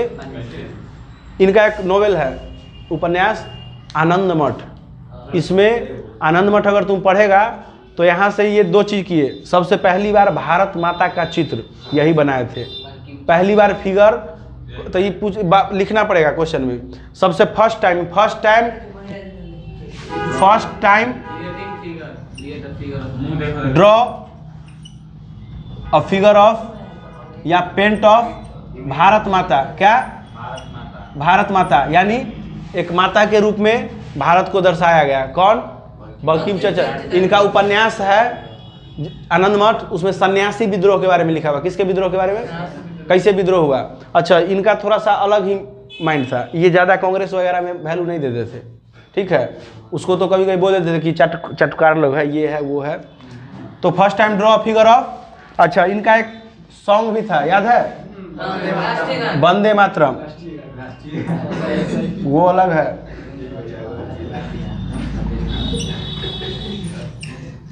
वंदे ये गीत है, ठीक है। राष्ट्रीय गान और राष्ट्रीय गीत में अलग अलग अंतर है। राष्ट्रीय गान का मतलब जनगण मन, वो दिए थे रविंद्रनाथ टैगोर, उनका भी अभी जस्ट चर्चा होगा, समझो। हाँ नहीं, यहाँ पे समझ में आ गया। ये 2 पॉइंट याद रहेगा। पहली बार फिगर ड्रॉ किए वंदे मातरम, हाँ। उसके बाद दूसरी बार जो फिगर बना भारत माता का, यानी भारत माता का जो दूसरा फिगर बना था वो रविंद्रनाथ टैगोर। कौन? रविंद्रनाथ टैगोर। रविंद्रनाथ टैगोर, ठीक है। अवनिंद्र, हाँ तो अवनिंद्रनाथ टैगोर कर देना इसको, रविंद्रनाथ जो। अच्छा, रविंद्रनाथ टैगोर जो थे वो सॉन्ग दिए थे जन गण मन। क्या दिए थे? नेशनल एंथम, ठीक है। नेशनल एंथम क्या है? जन गण मन। वो कौन दिए थे? रविंद्रनाथ टैगोर। यहाँ पे 2 पॉइंट याद रहेगा, इसको जल्दी से लिख लो। 3 पॉइंट और लिखना है। समझ में आ गया? देखो, कल्चर समझ में आ गया, फिगर और इमेज समझ में आ गया, ठीक है। अब थर्ड देखना है, यहाँ पे लिख देते हैं पास्ट एक्सपीरियंस। क्या है? Past experience. इसका मतलब क्या है? लोगों को साथ में लाने के लिए लोगों को पास्ट का एक्सपीरियंस याद दिलाया जाता था। इसका मतलब क्या है समझो। यहाँ पे इस पॉइंट को अच्छे से समझ लो कि क्या है पास्ट एक्सपीरियंस। हमको पता है कि आज़ादी 1857 के क्रांति में भी एक अटेम्प्ट लिया गया था आज़ादी के लिए, लेकिन उससे हमको क्या सीख मिला कि लोगों का उतना एकजुटता नहीं होने के कारण थोड़ा सा रह गया। लेकिन उसमें एटलीस्ट ये तो हुआ कि प्रभाव बहुत पड़ा था। किसके कारण? एकता के कारण। यहाँ पे यूनिटी नहीं था, उस यूनिटी को लाने के लिए पास्ट का एक्सपीरियंस याद कराया जाता था। किसका एक्सपीरियंस? मेनली 1857 का, 1857 रिवॉल्ट, पास्ट एक्सपीरियंस। समझ में आ गया? तो यहाँ पे थर्ड ये पॉइंट। चौथा, स्वदेशी आंदोलन। स्वदेशी आंदोलन। अच्छा, स्वदेशी आंदोलन का मतलब कब चला था ये बताओ? किस चीज के विरोध में चला था? जब पार्टीशन ऑफ बंगाल हुआ था तो उसी के विरोध में स्वदेशी आंदोलन चला था। कब? 1905 में। तो इसी दौरान जब स्वदेशी आंदोलन चला तो भारत में झंडा का रूप दिया गया। किसका? ट्राई कलर फ्लैग, ठीक है। ये कौन दिया था वो बुक में नहीं है, लेकिन ऐसे जान लो ये भी पहली बार बताया हुआ था बंकिम चंद्र चटर्जी का। किसका? लेकिन डिजाइन कोई और क्या था। इस टाइम में जो था झंडा का रंग क्या था? रेड। क्या नाम था? रेड, ग्रीन और येलो। क्या था? रेड, ग्रीन और येलो। बीच में लोटस का, किसका? लोटस, जो अभी बीजेपी का चिन्ह है उसी को बीच में दिया गया था। कब? 1905 में। बीच में क्या था? लोटस। 1921 में कब? गांधी जी ट्राई कलर को क्या कर दिए? चेंज किए। उसमें क्या था? रेड, ग्रीन और व्हाइट। इस बीच में क्या था? व्हाइट बीच में ही था। व्हाइट क्या था? यहाँ पे व्हाइट था और यहाँ पे क्या था? ग्रीन। रेड, व्हाइट और ग्रीन। इसमें क्या था? चरखा जिसको बोलते हैं स्पिनिंग व्हील, क्या था? Spinning wheel. अशोक चक्र तो अब आया, उस समय चरखा आया था। गांधी जी जो किए थे उसमें क्या आया था? चरखा, स्पिनिंग व्हील, ठीक है। उसको सिर्फ चक्र बोलते हैं, ठीक है। 19 अब याद रख लो, जो फाइनली जो झंडा भी है वो कब आया था? वो तो तैयार हुआ था बहुत पहले ही, लेकिन हमको लिया गया 24 जनवरी 1950 को। कब? 26 जनवरी रिपब्लिक डे से 2 दिन पहले 24 जनवरी को उसको क्या किया गया था? लिया गया था, ठीक है। ऐसे वो 18 जुलाई या 22 जुलाई 1947 को ही मिला था और लगभग उसको ले लिया गया था, लेकिन मेनली रूप से जो शुरू हुआ कब हुआ? 24 जनवरी 1950 से, ठीक है। आया 22 जुलाई 1947 को, याद रखना, उसको अडॉप्ट कर लिया गया था, ठीक है। 22 जुलाई 1947। उसमें क्या है? रेड, व्हाइट और ग्रीन है, बीच में चक्र है। वो चक्र अशोक स्तंभ से लिया गया है। कहाँ से? अशोक स्तंभ से। यहाँ पे हो गया। इस पॉइंट को जल्दी से लिख लो, लास्ट पॉइंट ऑफ हिस्ट्री। इसमें क्या होता है समझो। री इंटरप्रेशन का मतलब कि हमको याद दिलाया जाता है कि हम क्या थे, अभी इस कंडीशन पर क्यों है, इस कारण। शुरू में क्या था समझो, ये क्या था? यूरोप। ये क्या है? इंडिया। सबसे पहले शुरू से ही पुर्तगाली वगैरह जब से आया या उससे पहले से भी मौर्य काल से लेकर सेंट्रल पावर का नाम का कुछ नहीं था। अपने में आपस में लड़ते थे। वो राजा था तो उस पर अगर कोई कब्जा किया तो हम लोग जश्न मनाते थे, चलो वो गया। यूनिटी नाम का कुछ नहीं था, एक यानी सेंट्रल लेवल पर कुछ नहीं था। पहली बार कोशिश कौन किया था? मौर्य डायनेस्टी। कौन? चंद्रगुप्त मौर्य। एक याद है 1600 के बाद क्या हुआ? 1600 में ब्रिटिशर्स ईस्ट इंडिया कंपनी लेके आया ही था व्यापार करने के लिए। उसको भेजा था व्यापार करने के लिए, लेकिन हुआ उल्टा। 1750 तक उल्टा हुआ। उल्टा क्या हुआ? वो आया व्यापार करने का मतलब पैसा कमाने। हाँ, लेकिन इंडिया में इतना ज़्यादा रिसोर्सेज था कि कमाने के बदला इंग्लैंड लोग उल्टा पैसा देने लगा। बोलो कैसे? तो मान लो यहाँ आया व्यापार करने, यहाँ इसके पास बहुत सारा स्पाइसेस क्या था? मसाला वगैरह था। पुर्तगाली भी आया था तो कहानी बताए थे कि जब जहाज लगाया तो यहाँ से मसाला ले गया, केरल से मसाला ले गया, और वो मसाला जब ले गया तो उसको पुर्तगाल से आने और जाने में जो खर्चा हुआ था उसका 60 गुना बेनिफिट वहाँ हुआ। कितना गुना? 60 गुना। और इसी खुशी में वास्को डी गामा जो था वो खुशी खुशी एक नाव पकड़ के और राजा को दे दिया था, ठीक है। राजा का नाम था जुमेरीन। क्या नाम था? जुमेरीन। हाँ, केरल था उस समय। इंडिया नाम का चीज नहीं था अभी ना इंडिया। उस समय केरल एक अलग राज था, राजस्थान का अलग था, ठीक है। तो केरल में पहुंचा था, वहाँ पे दे दिया था। तो यहाँ भी आया तो यहाँ पे स्पीसीज रिसोर्स बहुत था। तो यहाँ पे क्या हुआ? पैसा कमाने के बदला क्वाइन और गोल्ड किसको दे देता था? इंडिया को। इंडिया में गोल्ड क्वाइन ही नहीं कि इंग्लैंड शुरू से ही बढ़ता चला गया, यूरोपियन से लेकर इंडिया में आता चला गया, ठीक है। यहाँ पे ठीक है, गोल्ड सिल्वर, हाँ, जबकि व्यापार करने आया था कि यहाँ से लेंगे, लेकिन उल्टा हो रहा था, ठीक है। पैसा सोना चांदी सारा जा रहा था। अब यहाँ की महारानी बोली क्या कर रहे हो? गए थे पैसा कमाने, तुम तो पैसा खर्च कर रहे हो। उसके बाद देखा कि भाई अब आदमी को आदत लग गया था इतना अच्छा अच्छा चीज। अब कोई किसी प्रकार का बीमारी हो, मसाला ठीक कर रहा है तो तुमको जरूरत तो पड़ेगा ही। तो इसके कारण हर चीज में, मेडिसिन में इसी सब चीज का यूज होता था। तो ये क्या किया, अब यहाँ पे बाय फोर्स्ड जबरन सामान भी लेता था, पैसा भी नहीं देता था, रॉ मटेरियल भी देता था, पैसा, मतलब अब जबरदस्ती पे उतर गया। इंडिया को मूर्ख समझा। बैटल भी हुआ, बैटल ऑफ प्लासी याद है, बक्सर, ये सब हुआ। तो ये हमको देखना नहीं है। तो यानी सुनो क्या हुआ यहाँ पे, क्या हुआ, ये सिल्वर गोल्ड दिया। अब ये बदले में क्या हुआ, ये क्या हो गया, सोने की चिड़िया। तो लोगों को बताया गया कि हम क्या थे, क्या हो गए। इसका पीछे कारण क्या था कि एक यूनियन पावर नहीं था। क्या था? हमको यूनियन पावर और यूनिटी लाना होगा, नहीं तो फिर से री इंटरप्रेशन ऑफ हिस्ट्री को याद करवाया कि अगर वही बनना है तो हमको फिर क्या करना होगा, यूनियन। अगर इससे बचना होगा, सोने की चिड़िया से हम हो गए नॉर्मल चिड़िया, तो नॉर्मल चिड़िया का मतलब कि हमको फिर से यूनियन पावर होना होगा तो बच पाएंगे। तो ये सब पूरा पॉइंट था हिस्ट्री का, द इंड हुआ। जो भी चीज़ बचा होगा, मान लो जैसे कुछ क्वेश्चन जो क्वेश्चन के थ्रू ही बताया जाएगा कि सिविल डिसोबीडियंस में वुमेन्स का क्या इफेक्ट था, ये क्या था, तो वो बता दिया जाएगा। बाद बाकी ख़त्म हो गया। अगर किसी प्रकार का कोई दिक्कत हो तो कमेंट के थ्रू भी, और जल्दी कोशिश करेंगे नोट्स को प्रोवाइड कर देने का, ठीक है।